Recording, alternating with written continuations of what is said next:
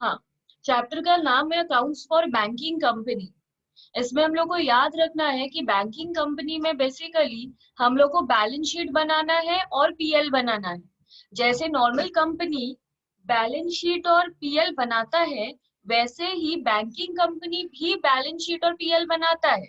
पर इसका format schedule 3, वहां पे भी कंपनीज एक्ट 2013 में हम लोग शेड्यूल 3 में एक बैलेंस शीट और पीएल का फॉर्मेट सीखे हैं। तो यहाँ पे भी थर्ड शेड्यूल में ही है, वहां भी शेड्यूल 3 है, यहाँ पर भी थर्ड शेड्यूल है। पर यहाँ पर फॉर्म ए में हम लोग बैलेंस शीट बनाते हैं, और यहाँ पे बैलेंस शीट का फॉर्मेट टोटली अलग है जैसा नॉर्मल कंपनी में होता है। क्यों? क्योंकि एक बैंकिंग कंपनी का लाइबिलिटी क्या क्या होगा, इसका क्रेडिटर्स तो होगा नहीं, ये गुड्स तो खरीदता नहीं है कि इसका क्रेडिटर्स होगा। तो इसका क्या क्या होता है, इसका भी कैपिटल है, रिजर्व्स एंड सरप्लस है, डिपॉजिट है। मतलब हम लोग जो डिपॉजिट बैंक में करते हैं वो बेसिकली हम लोग का एसेट है, क्योंकि हम लोग को जब मन हम लोग वो डिपॉजिट तोड़कर पैसा ला सकते हैं, मतलब फिक्स डिपॉजिट। हम लोग के पास फिक्स डिपॉजिट हम लोग का एसेट है। पर बैंक के लिए वो डिपॉजिट लाइबिलिटी है, क्योंकि हम लोग जब मांगेंगे बैंक को देना पड़ेगा। तो वो डिपॉजिट बैंक का लाइबिलिटी होता है, जो डिपॉजिट हम लोग के लिए एसेट होता है। फिर बैंक का भी कुछ बोरोइंग्स होता है, मतलब बैंक भी आरबीआई ये सब से कुछ बोरो किया हुआ रहता है, तो वो वाला बोरोइंग्स। उसके बाद other liabilities and provisions.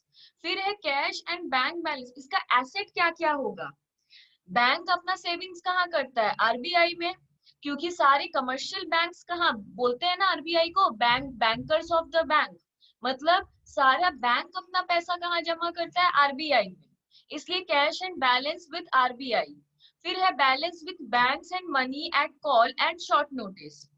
Investment, bank भी कहीं पे इन्वेस्ट किया हुआ रहता है, बैंक भी किसी को लोन दिया हुआ रहता है, इसलिए एडवांसेस। बैंक हम लोग को जो लोन दिया हुआ रहता है उसको हम लोग कहते हैं लाइबिलिटी, पर बैंक के लिए वो एसेट है, क्योंकि उसने लोन दिया है, इसलिए वो उसको एडवांसेस कहता है।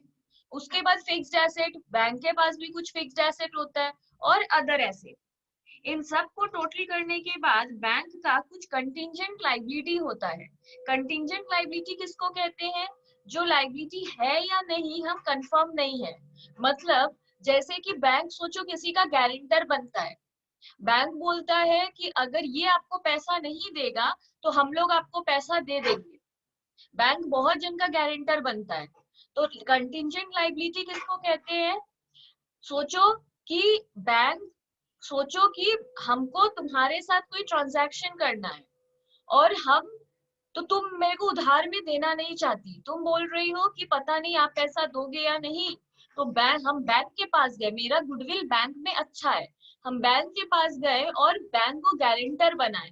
तो बैंक तुमको बोलेगा कि अगर ये पैसा नहीं देती है तो हम लोग आपको पैसा दे देंगे। तो ये फ्यूचर इवेंट पे डिपेंड करता है कि हाँ बैंक का ये लाइबिलिटी है या नहीं।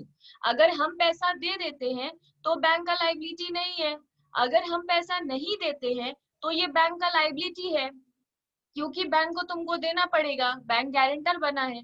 तो कंटिंजेंट लाइबिलिटी का मतलब होता है वो किसी फ्यूचर अनसर्टेन इवेंट पे डिपेंड करता है कि वो मेरा लाइबिलिटी है या नहीं। तो ये बैंक का कंटिंजेंट। बिल्स फॉर कलेक्शन क्या होता है, बिल्स फॉर कलेक्शन हम लोग बिल्स ऑफ एक्सचेंज में सुने हैं। जब हमको कोई पैसा कलेक्ट करना होता है तो हम बैंक को वो बिल दे देते हैं, बोलते हैं तुम ड्यू डेट पे पैसा कलेक्ट कर लेना। तो ये ऐसे ही दो आइटम है, ठीक है। अब हम लोग आ जाते हैं फॉर्म बी में। फॉर्म ए था बैलेंस शीट के लिए, फॉर्म बी है पीएल के लिए, ठीक है। पीएल का इसमें स्टेटमेंट कैसा होगा, मतलब पीएल कैसा दिखेगा। देखो नॉर्मल लोगों का अर्निंग क्या होता है, इनकम क्या लिखता है वो लोग, रेवेन्यू फ्रॉम ऑपरेशन, मतलब सेल्स। पर बैंक तो कोई सेल करता नहीं है कि बैंक लिखेगा रेवेन्यू फ्रॉम ऑपरेशन, तो वो लिखता है इंटरेस्ट अर्न। जितना इंटरेस्ट बैंक कमाता है वो उसको अपना इनकम बोलता है। और अदर इनकम, जैसे बैंक भी डिविडेंड रिसीव करता है, बैंक कोई चार्जेस जब हम लोग से काटता है तो बैंक का वो सब इनकम हो जाता है। तो बैंक का सिर्फ दो ही इनकम होता है, एक इंटरेस्ट उसका मेन इनकम कहलाता है और अदर इनकम। एक्सपेंस बैंक क्या क्या करेगा, इंटरेस्ट एक्सपेंडेड, मतलब इंटरेस्ट पे भी करता है बैंक, तो वो वाला हो जाता है इंटरेस्ट एक्सपेंडेड। इसके बाद क्या है, आउट ऑपरेटिंग एक्सपेंसेस, बैंक का भी कुछ ऑपरेटिंग एक्सपेंस होता है। Provisions and contingencies, provision and contingencies मतलब वो अपने लिए कुछ प्रोविजन बनाता है कि अगर इतने लोग पैसा नहीं दिए तो क्या होगा, इसके लिए वो पहले से प्रोविजन बनाता है। बिजनेस भी ये बना, नॉर्मल कंपनी भी ये बनाता है प्रोविजन फॉर डाउटफुल डेट्स, इतने लोगों ने अगर पैसा नहीं दिया तो क्या होगा, वो पहले से ही प्रोविजन बना लेता है। बैंक भी पहले से प्रोविजन बना लेता है कि अगर इतने लोगों ने पैसा नहीं दिया तो पहले से ही प्रोविजन बनाता है। फिर वो प्रॉफिट या लॉस कुछ भी निकल जाता है, नेट प्रॉफिट और लॉस फॉर द ईयर, उसमें प्रॉफिट लॉस ब्रॉट फॉरवर्ड, ये हम लोग सम के बीच में समझेंगे। उसके बाद है ट्रांसफर टू स्टैट्यूटरी रिजर्व। देखो बैंक को ना कुछ रिजर्व तैयार करना पड़ता है, दैट इज कंपलसरी। हम लोग इकोनॉमिक्स में पढ़े थे स्टैट्यूटरी लिक्विडिटी रेशियो, मतलब बैंक को कुछ रुपया साइड करके रखना पड़ता है सेविंग्स की तरह, जिसको वो रिजर्व कहता है। तो ट्रांसफर टू स्टैट्यूटरी रिजर्व, इतना रुपया स्टैट्यूटरी रिजर्व में ट्रांसफर करो, इतना कोई अदर रिजर्व में करो।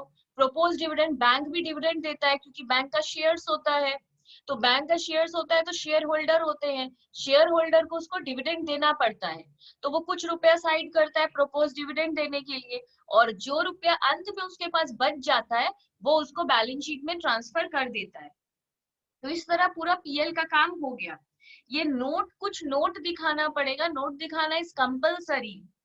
क्या दिखाना पड़ेगा, अगर कोई भी टोटल इनकम दिया हुआ है सब में, ये दिया हुआ है तो ही दिखाएंगे, नहीं दिया हुआ है तो नहीं दिखाएंगे। टोटल इनकम अगर है तो वो हम लोग नीचे दिखाएंगे। टोटल एक्सपेंडिचर, ये जो टोटल इनकम था ना यही लिख देंगे। अगर फॉरेन इनकम भी है तो उसमें प्लस करके लिखेंगे, अगर अलग से कोई फॉरेन इनकम नहीं दिया है तो सिर्फ टोटल इनकम लिख देंगे। फिर टोटल एक्सपेंडिचर भी लिख देंगे, ये नीचे हम लोग को लिखना पड़ेगा। और सरप्लस और डिफिसिट ऑफ फॉरेन ब्रांचेस, अगर किसी फॉरेन ब्रांच भी है हम लोग का तो फॉरेन ब्रांच में सरप्लस या डेफिसिट हो रहा है वो भी हम लोग को शो करना पड़ेगा। ठीक है, इसके बाद आता है फॉर्म्स ऑफ शेड्यूल। ये क्या है, ये जो हम लोग लिखे थे कि सारा चीज मतलब पहले कैपिटल, हम लोग का बैलेंस शीट में पहला क्या था, कैपिटल, तो ये सब उसका फॉर्मेट है जो हम लोग को लर्न रखना बहुत जरूरी है। जैसे रिजर्व एंड सरप्लस में क्या क्या आएगा, ये सब आएगा, इसलिए हम एक तरफ यहाँ पे लिखवा दिए। अब ये जो हम लिखवाए हैं वो हम अपने हिसाब से कुछ लिखवा दिए हैं, जरूरी नहीं है कि इतना ही आएगा, इससे ज्यादा भी आ सकता है। तो ये सारा शेड्यूल तो लर्न करना है। देखो ये इलस्ट्रेशन करने के लिए, सम शुरू करने के पहले हम लोग को कुछ स्पेशल ट्रांजैक्शन समझना होगा। सबसे पहला चीज है इंटरेस्ट ऑन डाउटफुल डेट्स।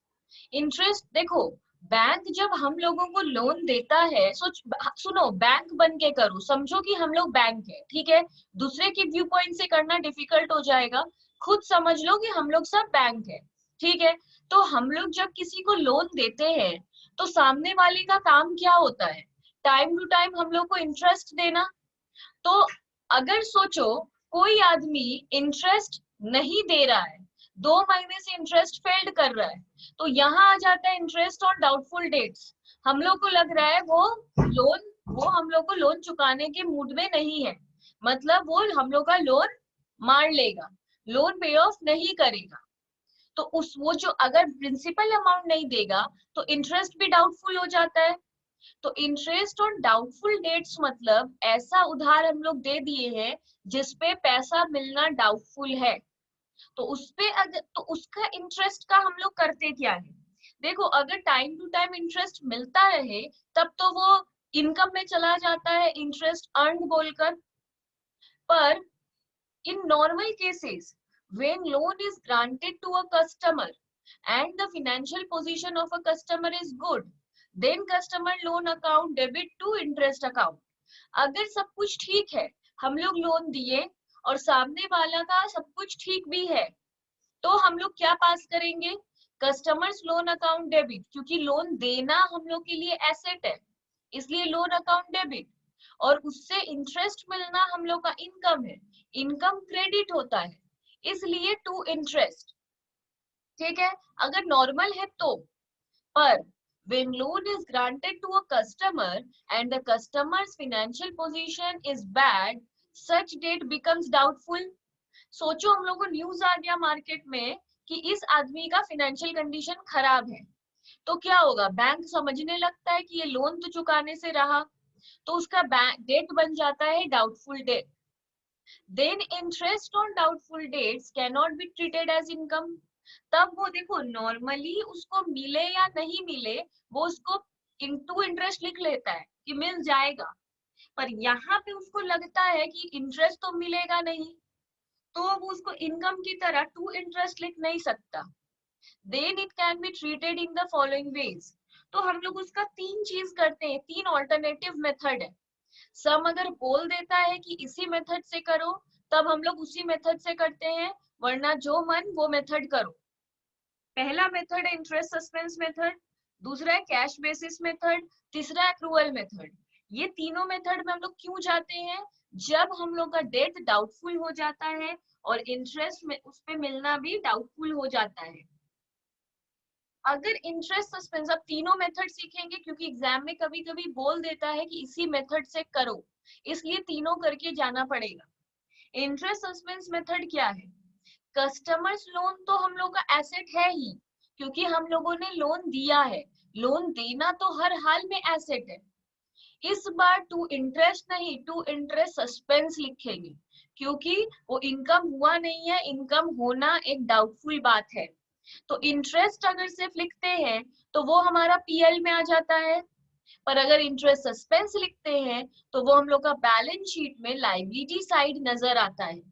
याद रहे, अगर इंटरेस्ट लिखते हैं तो वो पीएल में इनकम बनकर आ जाता है, इंटरेस्ट अर्न्ड के अंदर, पर अगर इंटरेस्ट सस्पेंस रहता है तो वो बैलेंस शीट में आता है लायबिलिटी साइड में। Customers loan with interest on asset side, और कस्टमर्स लोन तो हम लोग का एसेट साइड में ही आएगा, क्योंकि कस्टमर लोन तो एसेट ही है, तो वो एसेट में रहेगा पहले भी, अभी भी, हमेशा। If loan is paid after these entries, अब सोचो इंटरेस्ट सस्पेंस पास कर दिए थे, इसके बाद सामने वाले ने लोन पे ऑफ कर दिया, हम लोग को तो डाउट था, कंफर्म तो नहीं हुआ था कि नहीं देगा, हम लोग को लगा था कि नहीं देगा, डाउटफुल था। अब सोचो वो बाद में दे दिया, पेड, तो cash to customers loan, cash हम लोग के पास आ गया, इसलिए कैश अकाउंट डेबिट, और कस्टमर्स लोन उसने पे ऑफ कर दिया तो वो चला गया। इंटरेस्ट सस्पेंस भी हम लोग खत्म कर देंगे, पहले कोई भी चीज क्रेडिट रहता है और बाद में डेबिट हो जाता है तो वो कैंसिल हो जाता है। और टू इंटरेस्ट मतलब पैसा तो मिल गया, तो टू इंटरेस्ट इनकम आ गया हम लोग के पास। For closure at the end, या फिर हम लोग क्या कर सकते हैं, interest suspense to customers loan, ये लॉजिकली सही है, बट ये करेंगे नहीं। क्लोजर के टाइम पे क्या करेंगे, इंटरेस्ट सस्पेंस को पहले क्रेडिट था, अभी डेबिट कर दो, कस्टमर्स लोन डेबिट था, क्रेडिट कर दो। For unrealised amount of interest, सोचो पैसा नहीं मिला, इसको तुम लोग हेडिंग में लिख दो, for closure at the end, इसका मतलब if at the and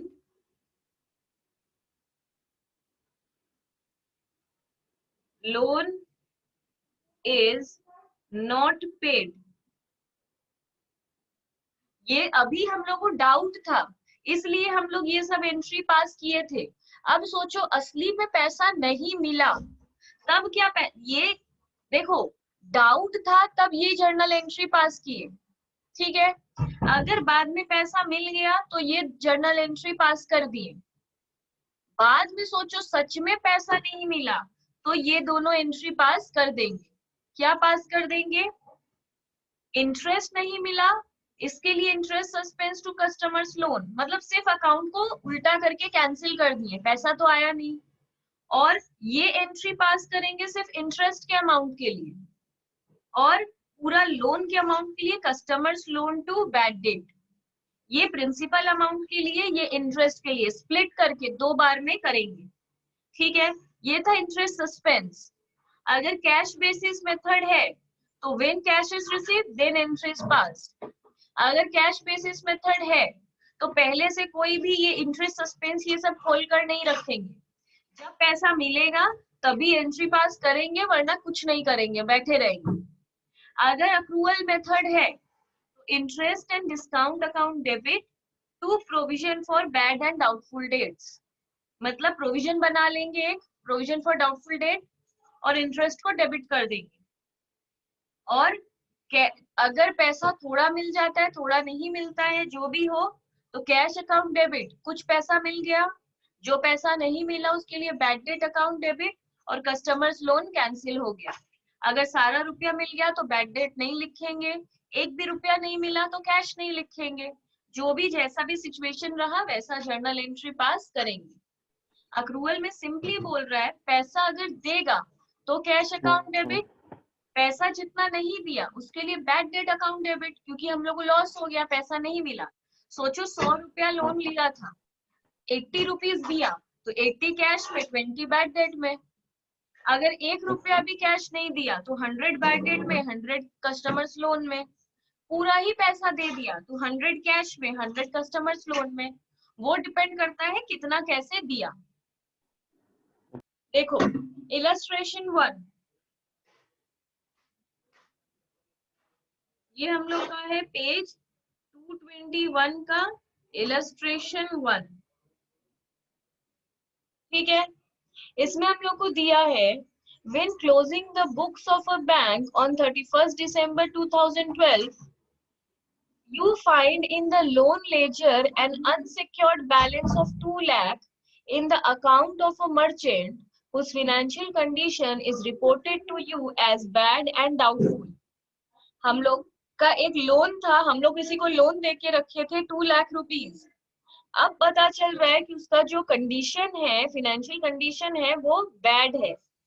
interest on the same account is amounted to 20,000 during the year. वो लोन लेके रखा था 2 लाख का और इंटरेस्ट जमा कर लिया है 20,000 रुपया, मतलब इतना रुपया अभी तक नहीं दिया है। How would you deal with this item of interest in 2012 account? तो 2012 में हम लोग क्या करेंगे? देखो जब भी कुछ भी मेंशन नहीं, अच्छा लास्ट लाइन में लिखा है show the entries and necessary accounts showing the ultimate effect of the transaction in 2013 books of account under interest suspense method। Obviously cash basis method और अक्रूवल बेसिस मेथड बहुत simple है, तो उसमें कोई entries ही नहीं है, तो एग्जाम में ज्यादातर क्या देगा, इंटरेस्ट सस्पेंस मेथड। तो हेडिंग दे दो इंटरेस्ट सस्पेंस मेथड। ये मेथड सम में ही मेंशन किया था, इसलिए हम लोग को पता था कि इसी मेथड से सम को करना है, पहला बात। अब इंटरेस्ट सस्पेंस मेथड में हम लोग क्या करते हैं, सबसे पहले customers loan account debit to interest suspense खोल लेते हैं। Customers loan account debit to interest suspense account. अच्छा ये जर्नल पास कर रहे हैं तो एग्जाम में जर्नल का फॉर्मेट फॉलो करना, date, particulars, LF, amount, amount, ऊपर debit and credit. Hope so format याद होगा। अब ये हम लोग क्या कर रहे हैं, हम लोग को लगता है कि वो पैसा नहीं देगा, तो हम पहले ही क्या किए, कस्टमर लोन तो मेरा एसेट है ही, वो तो डेबिट में लिखेंगे ही। ऐसे इनकम हो जाता है असली में तो टू इंटरेस्ट लिखते हैं, क्योंकि वो मेरा इनकम है। यहाँ पे इंटरेस्ट मिलेगा या नहीं मिलेगा ये डाउटफुल है, इसलिए इंटरेस्ट सस्पेंस लिखेंगे। ठीक है, अब कितना रुपया, 20,000, क्योंकि सिर्फ इंटरेस्ट का बात हो रहा है, प्रिंसिपल अमाउंट का नहीं। तो लिखो बीइंग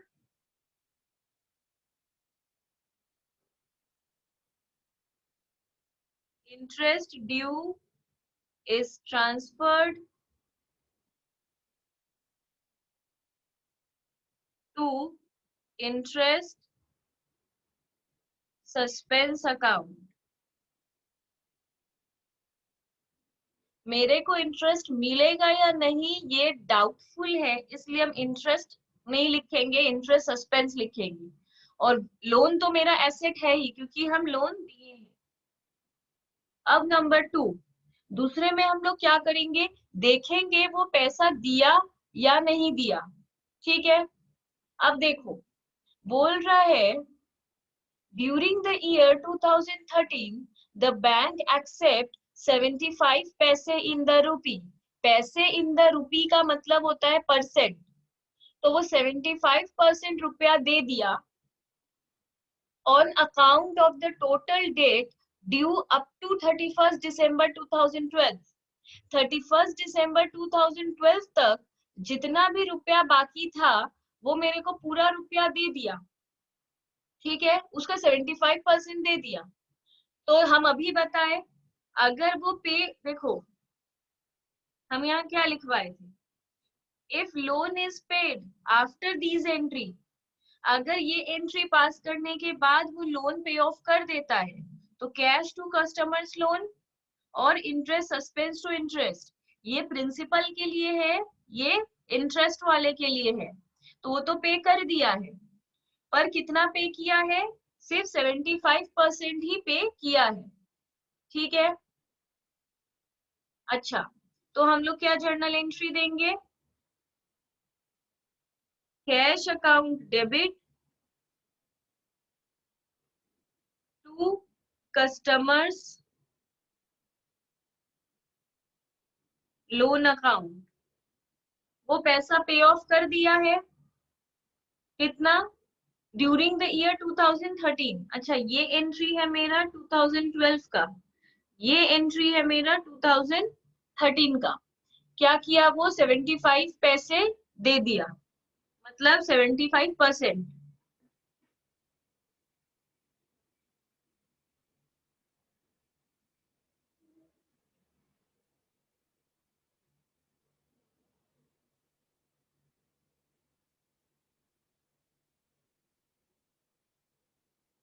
2,20,000 ड्यू था, 2 लाख मेन अमाउंट का और 20,000 इंटरेस्ट का, टोटल 2,20,000 का 75% हम लोग के पास कैश आ गया, मतलब 1,65,000 हम लोग के पास आ गया, बीइंग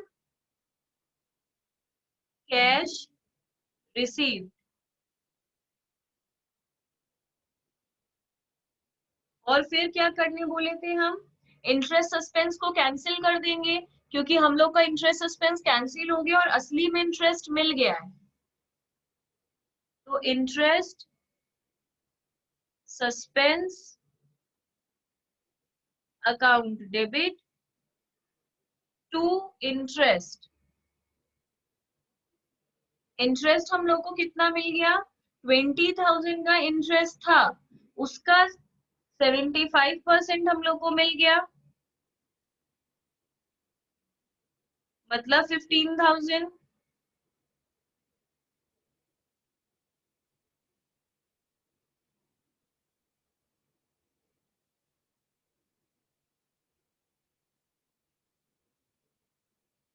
ठीक है, इस तरह हम लोग का एंट्री हो गया।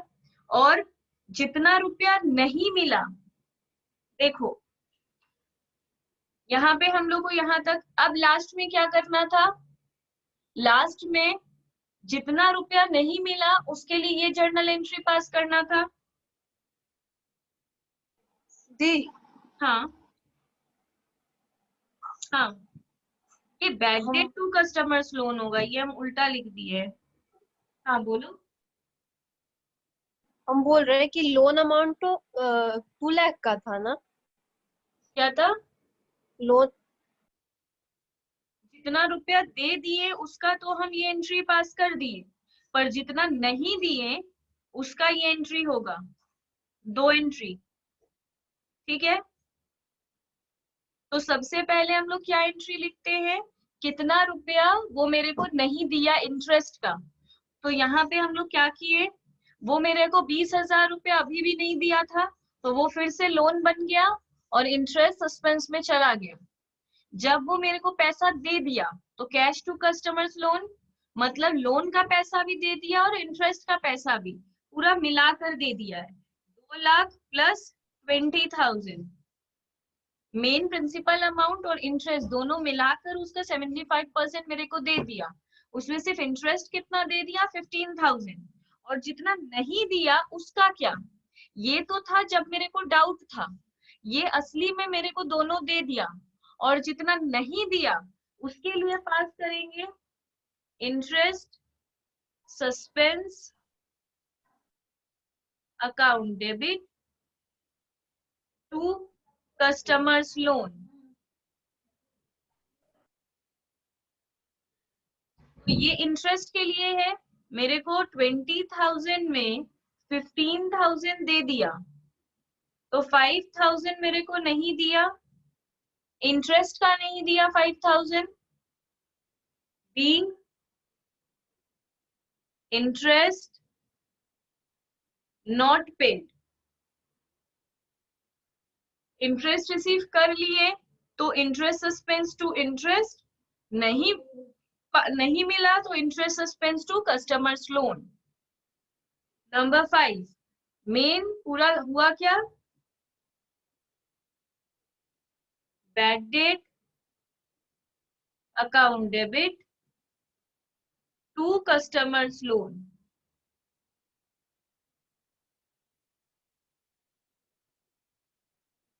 ये प्रिंसिपल अमाउंट के लिए। प्रिंसिपल अमाउंट का क्या, 2 लाख में से 1,50,000 नहीं दिया, 2 लाख का सिर्फ 75% दिया था, तो 2 लाख का 75% होता है 1.5 लाख। तो प्रिंसिपल अमाउंट में 50,000 नहीं दिया, तो being principal amount not paid.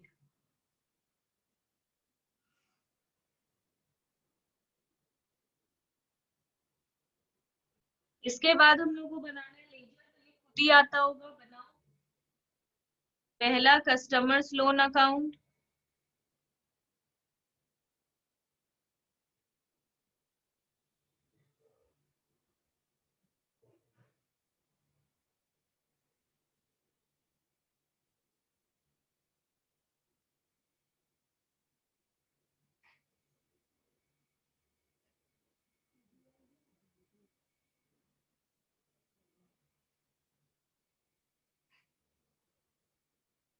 ये पहले से हम लोग के पास था टू बैलेंस बीडी, क्योंकि इस बार 2012 में तो लोन दिए नहीं है, ये लोन ड्यू था मेरा, तो 2 लाख का लोन दिए हुए थे। ये हम एसेट में क्यों लिखे हैं, लोन देना एसेट होता है। और इंटरेस्ट सस्पेंस 20,000 इतना मेरे को मिलना बाकी था।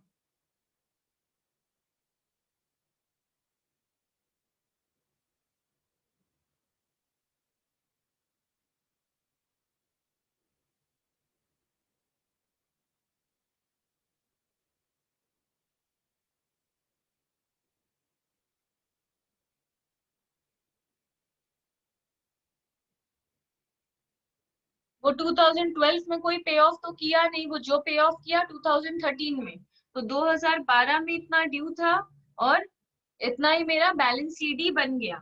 2013 में वो जो किया पे ऑफ, ये सब 2013 में किया। ठीक है,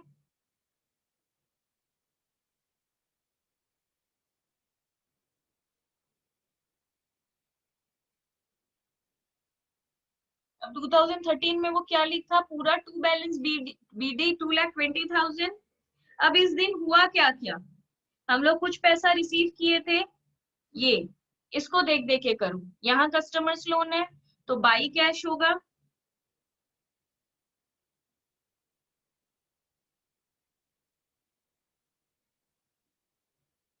उसके बाद यहाँ पे है तो बाई इंटरेस्ट सस्पेंस होगा 5,000। यहाँ पे बैड डेट है तो बाई बैड डेट होगा, जैसे लेजर पोस्टिंग होता है।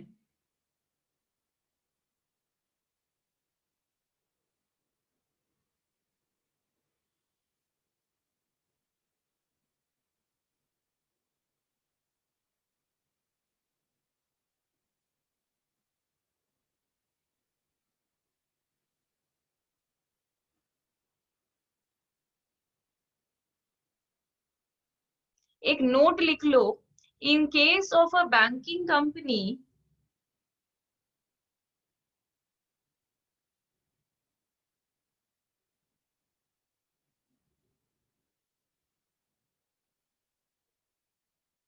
general ledger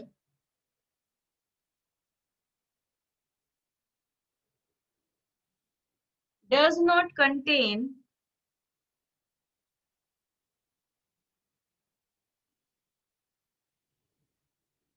revenue accounts.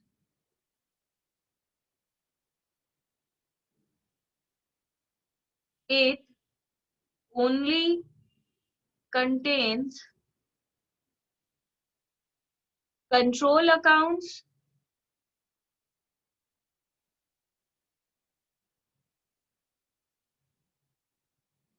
of all personal ledger,